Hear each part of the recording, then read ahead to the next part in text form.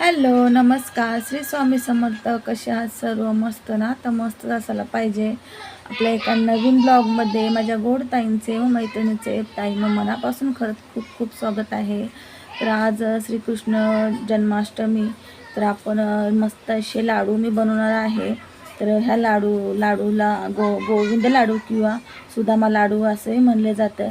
तर चला पटकन आपण ह्याचे साहित्य आणि कृती बघून घेऊया. आणि जर रेसिपी आवडली तर नक्की चॅनल लाईक, शेअर, सबस्क्राईब करा, जेणेकरून मी जे व्हिडिओ टाकेन ते तुमच्यापर्यंत सर्वात पहिले पोहोचण्यास मदत होईल. तर इथं बघू शकताय 1 वाटी पोहे घेतलेले आहे, जे आपण पोहे बनवतो खाण्यासाठी ते पोहे. 1 वाटी कच्चे शेंगदाणे घेतलेले आहे.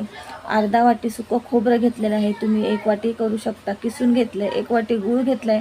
गूळ कमी जास्त करू शकता. थोडी खसखस, बदाम, काजू आणि मनुके, तुम्ही तुमच्या आवडीनुसार ड्रायफ्रूट घेऊ शकता. इथं जायफळ पावडर, सुंठ आणि वेलची पावडरही घालू शकता. तर मी इथे ते काही घातलं नाही. आणि तूप गरजेनुसार घालायचं आहे.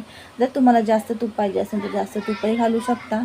पण मी इथं फक्त 4 ते 5 चम्मचच तूप घातलेलं आहे. कमीत कमी तुपामध्ये मस्त असे मी लाडू बनवले आहेत. तर इथं बघू शकताय कढई चांगली तापून घेतली. गॅस मिडियम ते लो ठेवायचा आहे. पोहे छान असे लाल रंगावरती भाजून घ्यायचे आहे. जास्त लालसर पण नाही करायचे. पोहे छान असे सतत हलवत राहायचे आणि लालसर रंगावर भाजून घ्यायचे. ते बघू शकता छान असे पोहे भाजून झाले. तर मी थंड होण्यासाठी मोठ्या ताटामध्ये काढून घेतले. तर थंड करूनच घ्यायचं आपल्याला हे सर्व. मस्त हे लाडू ना 1 महिन्यापर्यंत चांगले राहतात. जर ह्याला चांगल्या डब्यामध्ये, हवाबंद डब्यामध्ये ठेवले आणि वेळोवेळी त्याला थोडीशी हवा वगैरे देत राहिली आपण पंख्याखाली, तर छान असे लाडू हे राहतात. नक्की तुम्ही बनवून बघा. तर इथे बघू शकता मी शेंगदाणे छान असे बारीक गॅसवरच छान असे भाजून घेतलेले आहे. जास्त काळसर पण नाही करायचे आणि जास्त म्हणजे कच्चे पण नाही ठेवायचे. ते छान असे भाजून झालेत आतपर्यंत. तर शेंगदाणेसुद्धा थंड होण्यासाठी ठेवलेले आहेत. तर इथं मी आता खोबरं भाजून घेत आहे. तुम्ही इथं खोबरं वाढवू शकता. तर मी अर्धा वाटी घेतलेलं आहे सुकं खोबरं. तुम्ही इथं 1 वाटी घेऊ शकता आणि किसून घ्यायचं आहे. तुम्ही किसूनऐवजी कापूनही घेऊ शकता. आणि त्याच्यामध्येच मी काजू, बदाम घातलेले आहेत आणि खसखस पण थोडीशी घातली. खसखस तुमच्या आवडीनुसार घालू शकता. हे लाडू फक्त नैवेद्यासाठी नाही, तर आपण हे लाडू असे थंडीमध्ये सुद्धा खाण्यासाठी बनवू शकता. अगदी पौष्टिक लाडू आहे. फक्त त्याच्यामधले जे पोहे आहे ते पोहे तुम्हाला नसेल टाकायचे तर पोहे नका टाकू. तुम्ही ह्याच्यामध्ये दुसरं अजून काहीतरी ॲड करू शकता. तर इथं बघू शकता आता खसखस घातलेली आहे. खसखस थोडी घातली, जास्त नाही घातली मी. तुम्हाला आवडीनुसार तुम्ही घालू शकता. आणि छान कलर कसा मस्त चेंज झाला आहे. लालसर रंगावरती खोबऱ्याचा कलर आलेला आहे. तर इथं खोबरं पण मी आता काढून घेते. तर खोबरं, खसखस, काजू, बदाम छान भाजून घेतलेले आहे. तुम्ही तुमच्या आवडीनुसार ड्रायफ्रूट टाका ह्याच्यामध्ये. आणि मस्त असं लाल रंग आलेला आहे. सगळं वेगवेगळं आपल्याला काढायचं आहे. पण नंतर एकत्रच करायचं आहे. पण आता सर्व वेगवेगळं काढून थंड करायचं आहे. कारण वाटता वेळेस पण आपल्याला थोडं वेगवेगळंच वाटायचं आहे. नंतर एकत्र केलं तरी चालेल. तर इथं आता मी खोबरं पण काढून घेते. बघू शकता मी आता पंख्याखाली ठेवत आहे. अर्धा तासासाठी. तर चांगलं थंड व्हायसाठी ठेवायचं आहे. आणि हा गूळ तर आता मिक्सरला टाकून थंड झाल्यावर हे मनुके मी वाटून घेणार आहे. तर आता बघू शकता हे थंड झाले. शेंगदाणे, पोहे पूर्णपणे थंड केले तर आपलं मिश्रण चांगलं बनतं. आणि म्हणजे लाडू जे आहे ते टिकण्यास पण मदत होती. जर थोडंसं गरम असलं का मग त्याला कसं पाणी वगैरे सुटतं, त्याच्यामुळं लाडू लवकर खराब होतात. त्याच्यामुळे पूर्णपणे थंड करा, अर्धा तास तरी ठेवा. हे बघू शकता पोहे मी मिक्सरला बारीक करून घेतले, अगदी पावडर झालेली आहे. आता याच्यामध्ये शेंगदाणे बारीक करून घेत आहे. तर मी इथे एक चूक केलेली आहे. चूक म्हणजे मी पण पहिल्यांदाच लाडू बनवले, त्याच्यामुळं ना झालं असं. तर मी शेंगदाणे वाटून घेतले. इथे दाखवले तुम्हाला चूक झालेली. शेंगदाणे वाटून घेतले. आता मी इथं ना सुकं खोबरं आणि जे ड्रायफ्रूट आहे ते वाटून घेत आहे. आणि त्याच्यामध्येच मी गूळ घातला आहे. तर तुम्ही असं नका करू. तुम्ही सुकं खोबरं वाटून घ्या. झालं होतं व्यवस्थित, पण थोडं ड्राय झालं होतं. हे बघा आता मी गूळ आणि सुकं खोबरं वगैरे सगळं एकत्र वाटलं. सगळं व्यवस्थित झालं होतं. मनुके टाकले. वरतून तुम्हाला कोणती पावडर, वेलची पावडर, सुंठ पावडर टाकू शकता. आणि जायफळ पावडर वगैरे. तर मी इथं काही नाही घातलं. आणि हे 4 चम्मच तूप घालत आहे. तुम्ही तुपाचं प्रमाणसुद्धा वाढवू शकता. अजून 4 ते 5 चम्मच डबल म्हणजे घालू शकता. तर मी इथं फक्त 4 चम्मचच तूप घातलेलं आहे. आणि छान असं तुम्हाला तूप पाहिजे तर गरम करूनही घालू शकता. तर मी थंडच तूप घातलेलं आहे. आणि इथं बघू शकता. आणि जरी तूप नाही घातलं तरी पण लाडू खूप छान होतात, 1 चमचाही तूप न घालता. तर झालं असं तर हे मी ना मिक्स करून हाताने परत एकदा तुम्ही मिक्सरला फिरवून घ्या. तर मी परत एकदा मिक्सरला फिरून नाही घेतलं, त्याच्यामुळे तुम्हाला ड्राय वाटत असेल. जर तुमचं मिश्रण जास्त ड्राय झालं असेल तर तुम्ही मिक्सरला फिरवून घ्या. हे सगळं असं हाताने मिक्स केल्याच्या नंतर म्हणजे त्याला ना थोडंसं ना गरमी भेटते, हीट भेटते. मग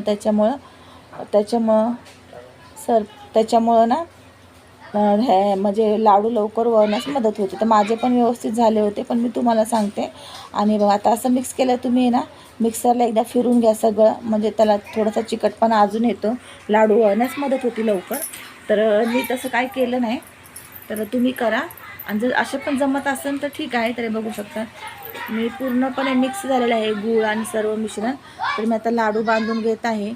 तुम्ही याच्यामध्ये तूप नाही घातलं तरी पण चालतं आहे, पण तुपाने छान अशी टेस्ट येते लाडूंना आणि सुगंधही छान येते तूप घातल्यावरती. आणि इथं बघू शकता मस्त पटकन असे आपले लाडू बांधून होत आहेत. अजिबात वेळ लागत नाही किंवा काही नाही. खूप टेस्टी मस्त असे लाडू झाले होते. तर तुम्ही वरतून याला ना कोणत्याही ड्रायफ्रूट लावू शकता. तर मी इथं मनुके लावले होते आणि वरतून खसखसही लावू शकता. तर दुकानामध्ये आपल्याला ना खसखस वगैरे लावून लाडू भेटतात दुकानामध्ये. तर मी 6 लाडूंना खसखस लावली होती, हे बघू शकता.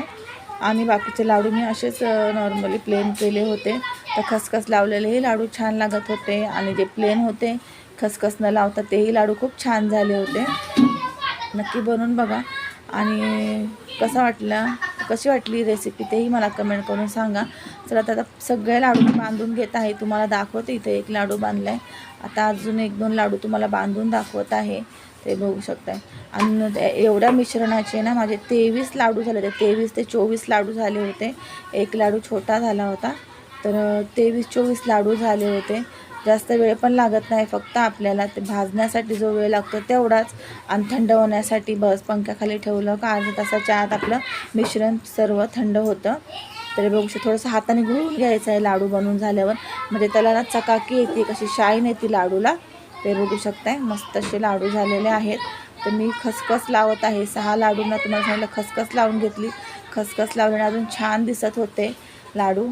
आणि नाही लावली तरी पण काय हरकत नाही, आपल्या आवडीनुसार थोडी लावा किंवा जास्त लावा. तुम्ही खसखसऐवजी खोबऱ्याची जी पावडर असते, सुक्या खोबऱ्याची पावडर किंवा ओल्या खोबऱ्याची पावडर असते, नारियल का बुरादा असं म्हणतात हिंदीमध्ये. तर ते ड्राय कोकोनट पावडर पण आहे, तर तीसुद्धा तुम्ही लावू शकता खसखसऐवजी. त्यांनी खूप छान लाडू बनतात आणि टेस्ट खूप छान लागते.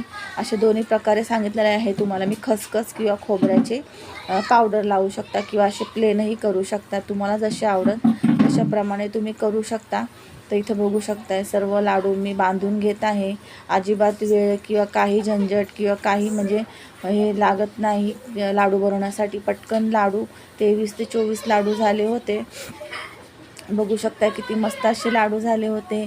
चला तर तुम्ही पण बनवता ना या श्रीकृष्ण जन्माष्टमीसाठी लाडू. चला मग बनवूया गोविंद लाडू किंवा सुदामा लाडू. या लाडूचं नाव आहे गोविंद लाडू किंवा सुदामा लाडू. आणि हे लाडू पोहे घालूनच बनवतात हा ताईंनो. मी माझी रेसिपी नाही आहे ही, मी पण यूट्यूबला बघूनच रेसिपी केलेली आहे. पोहे घालूनच लाडू बनवतात हे सुदामा लाडू किंवा गोविंद लाडू असे नाव आहे. कोणती पण गोष्ट मी जेव्हा बनवते तेव्हा तुम्हाला पूर्णपणे त्याचं डिटेलमध्ये सांगत असते. त्याचप्रमाणे लाडूंचं सांगितलेलं आहे. बघू शकता किती मस्त असा लाडूंना कलरही आलेला आहे, मस्त असे बांधल्या गेलेले आहेत. कमीत कमी साहित्यामध्ये मस्त आपले झाले की नाही लाडू.